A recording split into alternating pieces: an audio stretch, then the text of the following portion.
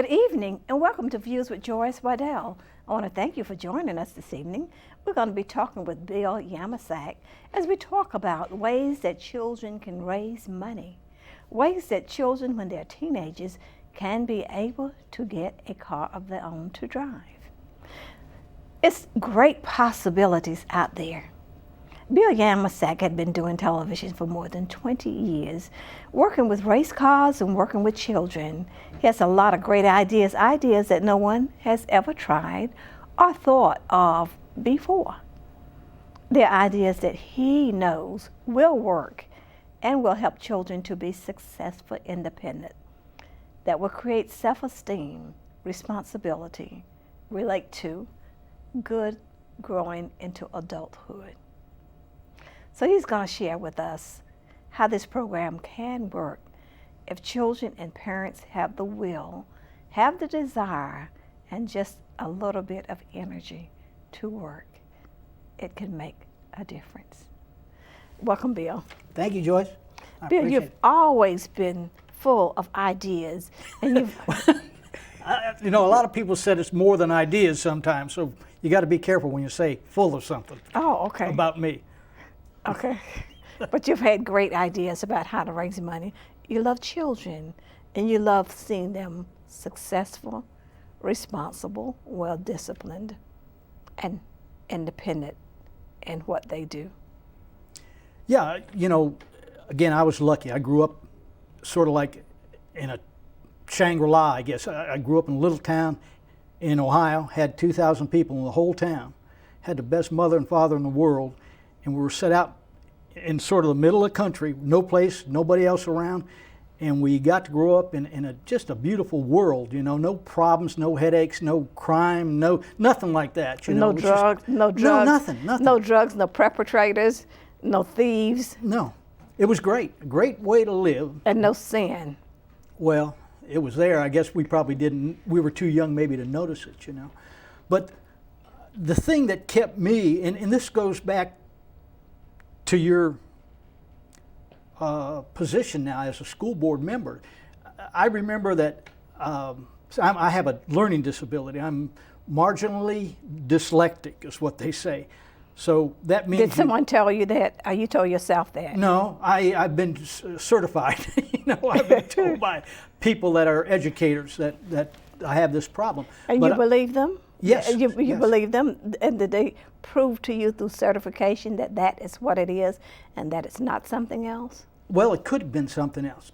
The point is that I didn't enjoy school much because it was very difficult for me.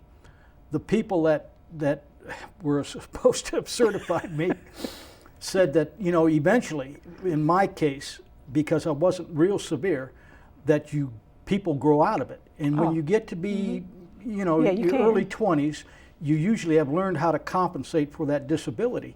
So all through school, though, because of my low self-esteem, I guess, you know, I didn't do well in school academically, but I compensated by playing football, basketball, hockey, baseball, things like that. And that's where I don't know if I was any good, but I enjoyed doing it. And those were the things that kept you in school. Kept me in school.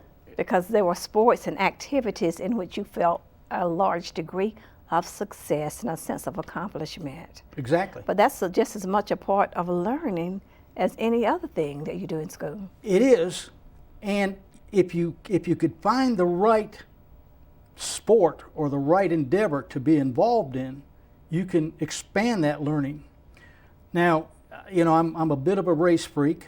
You mentioned we were doing television for about 10 or 20 years, somewhere in that realm, and we used to do a race show right out of the studio.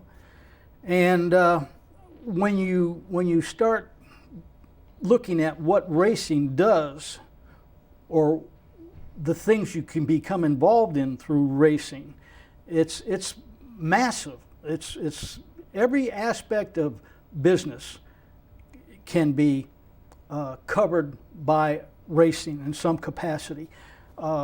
As I said, what kept me in school and the little bit of education I got extra as far as playing together, working together, team effort, things like that, came out of football, hockey, things of that nature. But in the racing industry, they have people that are tire engineers, shock engineers. They people that are what they call sheet metal men or tin benders or whatever. But they're very talented fabricators, and they make great money. I mean, this is not the what is great business. money? When you talk about great money, and the only thing that I see about racing, when I try to get young people interested in it, you know what they tell me? What? They think it's a dying sport because many of the racetracks within the last 10 years have closed down. Is it a dying sport? No, it's. I think what's going to happen, you're going to see this change. The cost of racing in a big way. In other words, like if you go to NASCAR, most teams now have a $20 or $30 million a year budget. Formula One, which is international, basically coming out of Europe, those teams are running probably $50 million a year, but they travel all over the world. And so what happened with closing down a lot of the tracks here in the Southeast? Didn't they close them down? Not too many of them. I don't know. Matter of fact, Mr. Smith just opened 2 new tracks out here in the last 10 years. He opened a dirt track up out there. And what happened to them? Didn't they close, reduce what they were doing in Darlington and in Rockingham? What happened there? Well, they moved because of the dynamics of this NASCAR. See, NASCAR used to be. What happened to those 2 tracks? They did something. No, they're still there. But they still run Darlington. Matter of fact, they still run Rockingham. Yeah. Well, what happened? Didn't they downscale them or something? Well, yeah, because NASCAR has gotten so big, and corporate America sponsors NASCAR basically. And what has happened is that people in California want to see the NASCAR race. So, in order to keep the schedule within a working limit, in other words, they used to run 70, 80 races a year. And the guys would travel all over the United States and race as often as they could. Sometimes they'd race, and this is the NASCAR, what they're racing now. They might race 3 times in 1 week. And it got to the point where it was so demanding and so expensive that they've cut it back, and now they're just racing 36 races, 40 races a year, and that's all they race. So is it not they've scaled back in what they were doing, so it limits it in some of the other communities where they were doing more of it. That's why a lot of young people see that it may be something that's going to eventually fade away. No, as long as you have cars, you're going to have racing. You know, that's a fact. You know, it's like, well, anybody out there had a bicycle when you first got your first bicycle and you rode down the street and your buddy said, I can beat you down the street to the mailbox or something like that, you raced. I don't care what you got, people are going to race it. So as long as people are making cars, you're going to have car racing. And right now, because NASCAR has gotten to the point where they're the only really viable money-making sanctioning body in the world, that you know, that's going to continue. It's losing some of the fan base because they've spread it so far across the United States. Like in the old days, you had Rockingham, Darlington, Charlotte, Atlanta, Hickory.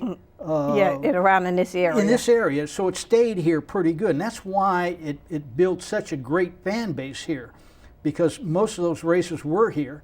The other thing is, when you think about it, people like to see a car that they would drive down the road, get out there on the track and knock fenders off each other and roll the cars over. I mean, you know, that's fans in the stands would just cheer and go crazy for that. That's dangerous, but they love to see danger. They love to see the exhilaration and the excitement of something being demolished. Beating up on each other, you know, that's what it is. And car fans like that. Yeah, and you know, as long as that was going on, initially after the wars when NASCAR started, you know, the guys coming home from the war, they're still pumped up on adrenaline and things like that. You have a car right there, don't you? Well, that's a little bit different. That has something to do with this program we're trying to develop. Well, can I see that car? To put in the school system. Now, do you have any children? No, I don't. Okay. Now, you won't know what this is. No, I don't know what it is. Well, read what it says up there. Anybody out there? A pine car. Yeah. Now, if you're a parent of a scout, or you're a parent of somebody in the Baptist Association who has the RAs. Oh, that's a car you put together. Yeah. And they have races, and this is a big event. This is a big thing. They do this. It's a big thing for somebody to put it. I adopted her over there. This is my child. Well, she can do it, but I mean, matter of fact, we're trying to develop this, so we put this in the school system, and we want the kids to get at first grade level. We're looking to try and bring kids into a racing program at the first grade, so that when they grow up and go through 12th grade, they'll be able to race in NASCAR, right? And well, that's not necessarily race. It'll give them a career. A direction, anyhow. She's gonna show it to. There's some tires. It's pretty hard to see that because it's not built, but there's some tires. She can see that. Oh yeah, you can see the tires, and basically what it is, a piece of Can't wood you? with some weights on it, and you put it together like a real small soapbox derby car, and then you take it out to a track. Can she do a zoom in right here so he can show this to you? And then you put it on it's a gravity racer, so you put it on this track, and it goes down a hill. This is a gravity racer? Yeah. Oh, there it is. Right. You can see it, can't you? No, I can't see it. I don't have my glasses on. No, but you see the tires right yeah, there. you can see the tires. And as I say, this is a small kit. And the kids build these things, they paint them up, and they have these Pinewood Derby races all over the United States. They're not with this little car. Yeah, yeah. It's well, they can't ride in it. No, they can't. But it's a model car that races on a track. It's a gravity race, just like the Soapbox Derby. You know what the Soapbox Derby is? Yes, that's Okay. Gravity, isn't it? Yeah, that's a gravity racing series. Now, how much do you know about the Soapbox Derby? That's by chance, though, isn't it? What do you mean by chance? Okay. There's no engine in it. No. That's why it's by chance. Well, yeah, it's a gravity racer. In other words, they put it on a hill, and they have and whoever comes down fastest. and that's just like this run right here, the Pinewood Derby car. Same principle, only you can't put anybody in that. The Soapbox Derby car, you get in it, you get your driver, put them in. But that's too small. Only thing about the Soapbox Derby, it has no engine, and so it's the weight of the person. Exactly. That's going to make the difference. Exactly. And, so what has I can't see happened- how somebody can win. You don't have it without an engine, unless it's a little person in the, No, you want a big person. in the Soapbox Derby. Yeah, the more weight you carry, the faster your car goes. See, because that weight helps that Okay, gravity. well then that's the difference in the chance. And then it's not for little people if the big person's going to win. Well, no, what they do to handicap it is they don't allow the car and the driver to be over a certain weight. So everybody has to come in at the same weight. You can't be an ounce over, but you can be as light as you want to be. But the best thing to do is be as heavy as possible. So it's Now- the way it's built that makes the difference, because you can put the weight on the front or the weight on the back. Now, see, you said you didn't know anything about racing, and here you're engineering already, Joyce. Now, that is great. No, a lot of people don't understand that, you know. Where you place the weight It's has a lot logic. to do with how the car runs. Now, on Soapbox Derby, because of the restriction, it used to be a great program, and the adults started getting involved in it. And cheating. No, we won't say cheating. We'll say they creatively engineered the car a little different, which is basically cheating, but I'm trying to be nice about But when it. the adults got involved in it, they were already involved in it. Because just think about it, now can a child 5 years old use a saw, a hammer, a chisel, screwdrivers to build a car? Well- he doesn't, a 5-year-old, at that age, he wouldn't have the experience, the knowledge, or the skill, or the strength to do that. So it has to be adult directed and guided from day one. Support, exactly. And now you can't get in. I think the lower age limit is 8 now, and the upper age limit you age out at 18, I think. So you can still race way up until high school if you want to. And they've changed it around a little bit. You used to have like a regional race that everybody went and raced at, and then whoever won that could go to Derby Downs in Akron and, Yeah, and yeah. win the big championship. Well, now, since the kids have gotten involved in building the cars, and they're come as kits now instead of just build it from a bunch of lumber, they have races around the state in different areas. One of the things we want to Audience, do. we'll continue to talk with Bill Yamasa as we talk about racing in the Carolinas. He had been doing a racing show and still does that racing show for more than 10 years. It's about 20 years now, right, that you've been doing racing. I'm afraid so. So he has a plan, an idea, and an organization, and a method and a skill that will help children become interested in racing. It can create a career for them in the future. It will help them to earn dollars by doing some things that they love, to be self-sufficient. It will create discipline in children, a sense of working together, a sense of community. No one has ever thought of this before or tried it before, but he knows that it is successful and will be successful if he's allowed to implement it with a group of children. We're going to pause for a moment, and he's going to tell us exactly how that works and exactly how parents can help children to earn their automobiles as teenagers. So stay with us.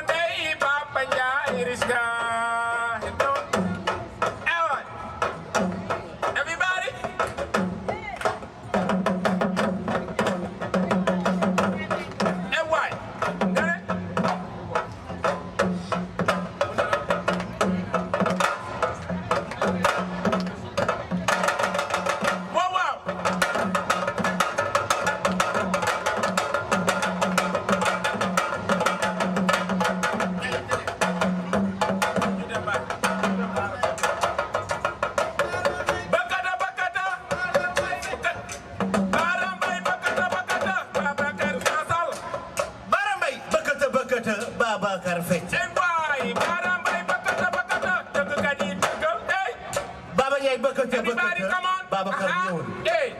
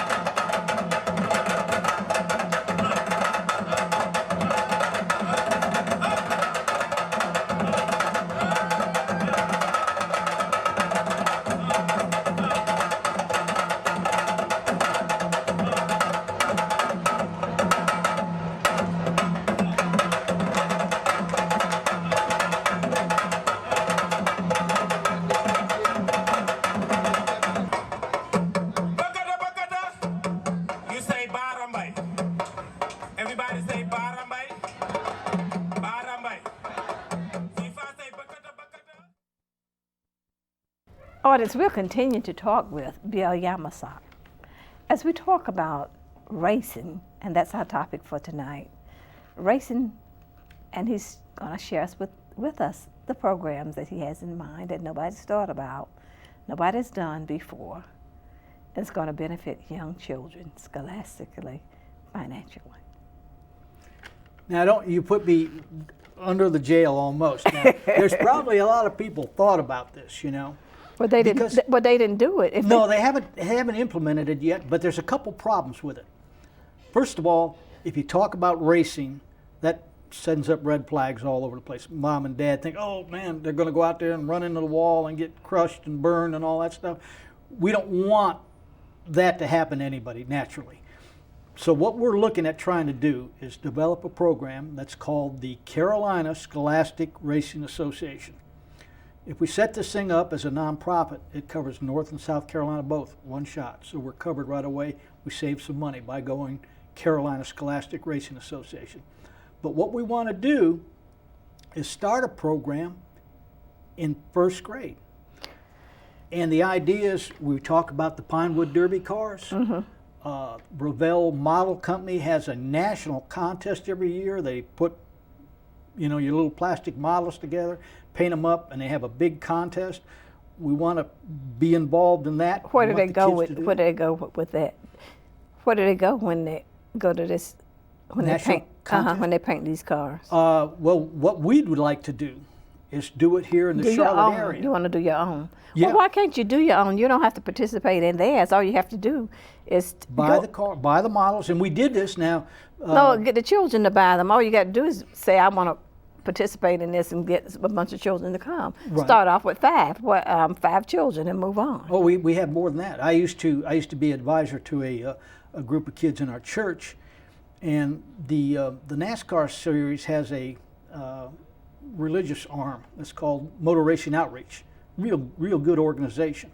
And Pastor Max Hilton, who organized MRO, came and helped us develop our model car program. And the deal was that if the kids got their work done, I went to the school, and if the kids had homework done, extra credit, they would get out of school half a day early on a Wednesday, and we would go out to the racetrack, and Bruton Smith would donate some tickets to us, and they'd take their model car out there.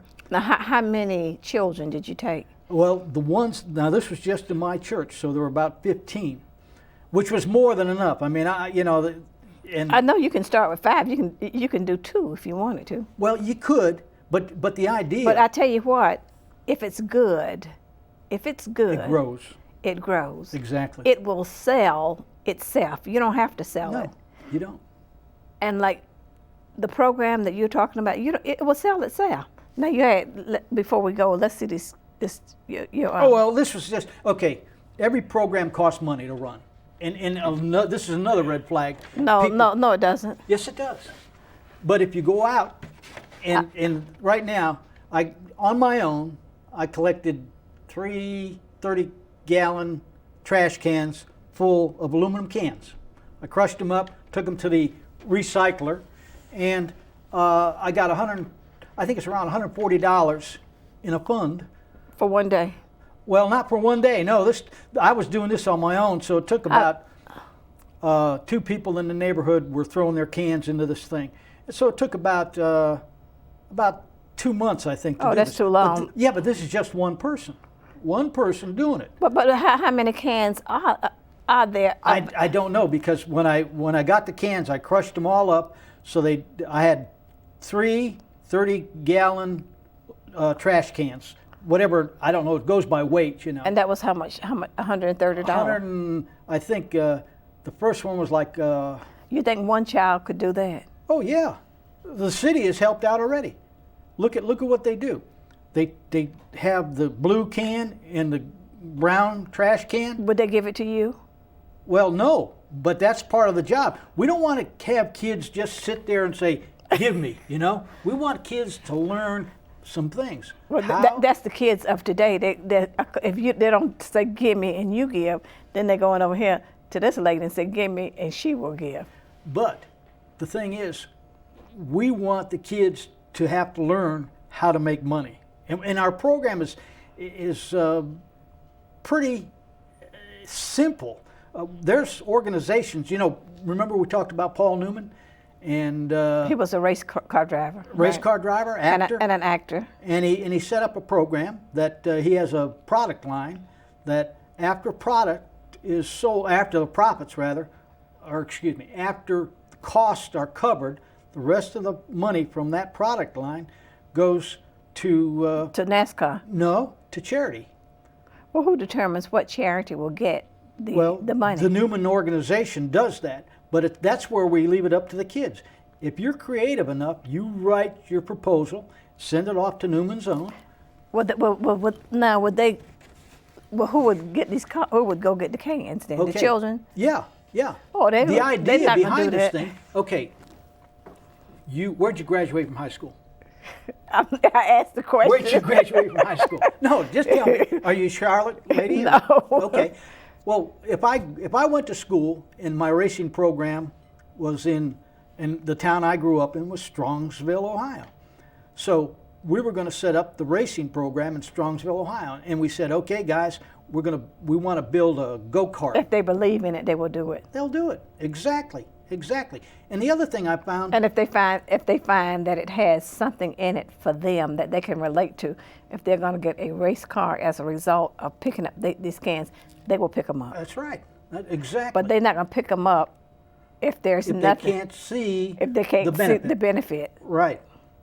and the future of it, and it got to be so they can see it and it can. Yeah, they would do that. And we were talking earlier about. So they would sell the cans and then buy the car. Yeah. Well, or parts of the car. There's other ways to make money. Mr. Smith, Bruton Smith. A lot of people say, hey, Bruton does this and Bruton does that. Bruton does a lot of things for the community that people don't know about. No, they don't. And he has a program, Speedway Children's Charity. I heard of it. And they give. Bill, we money. out of. I'm gonna have to have you come back. Oh man, no! I want to come to the Tuesday morning meeting and tell the rest of these people about it.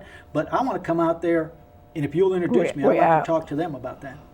Yeah, I was gonna do that. Well, all you had to do is tell Miss Sarah, because she looks for speakers. She doesn't have enough speakers. She'd love to do it. Okay. I'd love to have you, and they would get interested, and you'll meet more people as a result. Well, thank you so much for allowing me to come tonight. Yeah, certainly. I don't have my next guest. We cut? Okay, I'm sorry.